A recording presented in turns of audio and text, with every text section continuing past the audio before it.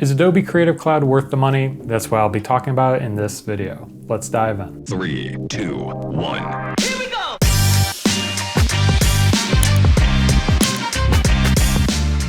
So in this video, we're going to be breaking down the pricing and what comes with Adobe Creative Cloud, and then I'm going to be talking about my thoughts on my own experience using it, what I think Adobe Creative Cloud is great for, and then at the end, I'm also going to share some free alternatives because I know Adobe Creative Cloud isn't for everyone, so be sure to skip ahead and watch the portions that are most interesting to you. But let's dive in and see what Creative Cloud has to offer. Let's start with the pricing. Adobe Creative Cloud comes in at $59.99 a month. This is for the whole package. And then they have different packages such as for photography or single apps.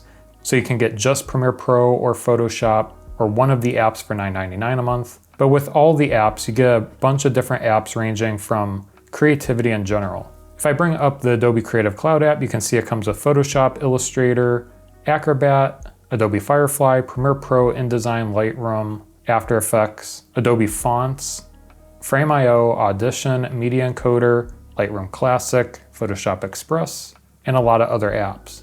So those are the apps. Now, if you want to go ahead and try this, you can download Adobe Creative Cloud for free and start your free 7-day trial. A link is down in the video description if you do want to check it out.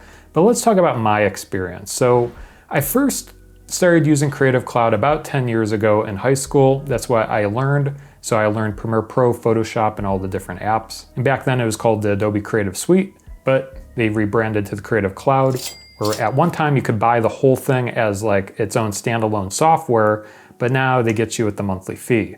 But let's talk about some of the pros and cons using it.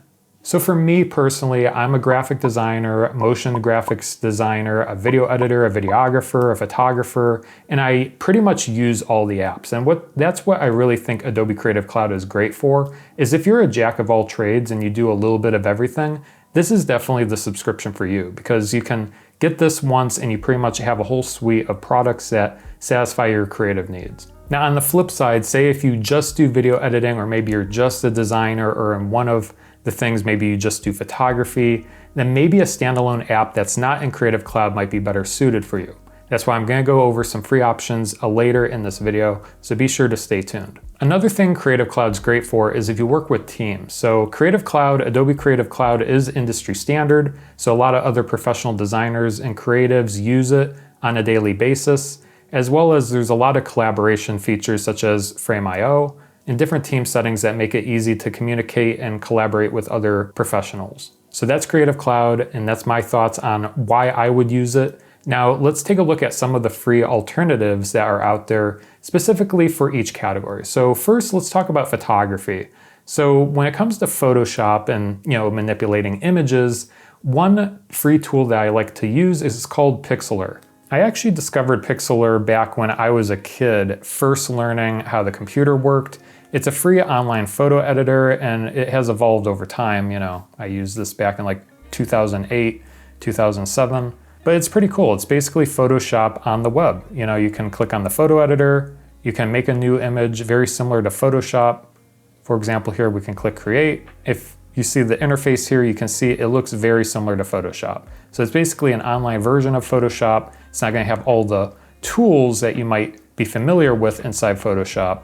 So there will be a difference, but you can try this out for free and see if you like this, if you just want a Photoshop alternative. Now let's talk about InDesign. InDesign is a little tricky because, with publishing, it is very much a, publishing software for designing books, flyers, business cards. But if you just want to make simple flyers and business cards, a great free tool to use is Canva. Canva has a lot of different features, and what's really nice is if you're new to graphic design, it has a lot of templates as well. So you can pick and choose from a lot of the free assets, the free templates that you can use, and really just fine-tune it and make it your own. It's a really great starting place if you are just entering into the world of graphic design and just need a few different things here and there. Now let's talk about Illustrator. Probably one of the best alternatives to Illustrator is Inkscape. So I will link that down in the video description. I've seen a lot of other designers use it online. I haven't personally used it, but it is highly recommended in the design community. It's very comparable to Illustrator, so be sure to check that out if you are in illustration. All right, so now for video, probably what everyone's waiting for. A good free alternative to Premiere Pro, After Effects, and Adobe Audition, the audio editing, is the all-in-one software DaVinci Resolve.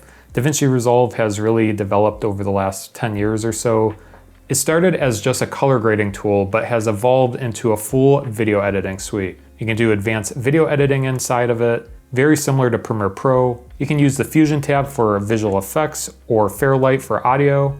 And what's amazing is it is free. Now there is a paid version with some other additional features in it, but you can get started for free. The only big caveat with the free version is that you can only edit and export up to 1080. You can't work in a 4K timeline. But if you do want to purchase it, it is relatively cheap, and you can purchase just it as a standalone software, and that's going to be $295. So this is a one-time fee. You can purchase it today and get going inside DaVinci Resolve. The workflow is pretty different from Premiere Pro, so if you do want me to make just a dedicated video talking about DaVinci Resolve and comparing it to Premiere Pro, let me know down in the comments section. I did learn how to use DaVinci Resolve a few years ago when I was testing it out. I did switch over for a few months, but switched back to Premiere Pro. But it is a very solid software. It's just a little bit different. So, whichever one works for you, pick and choose. Try Creative Cloud for free. You can, start your 7-day free trial, see if you like it, or check out some of these free options as well. But I hope this video has helped you. Let me know if you have any questions, and we'll see you guys in the next video. Take care.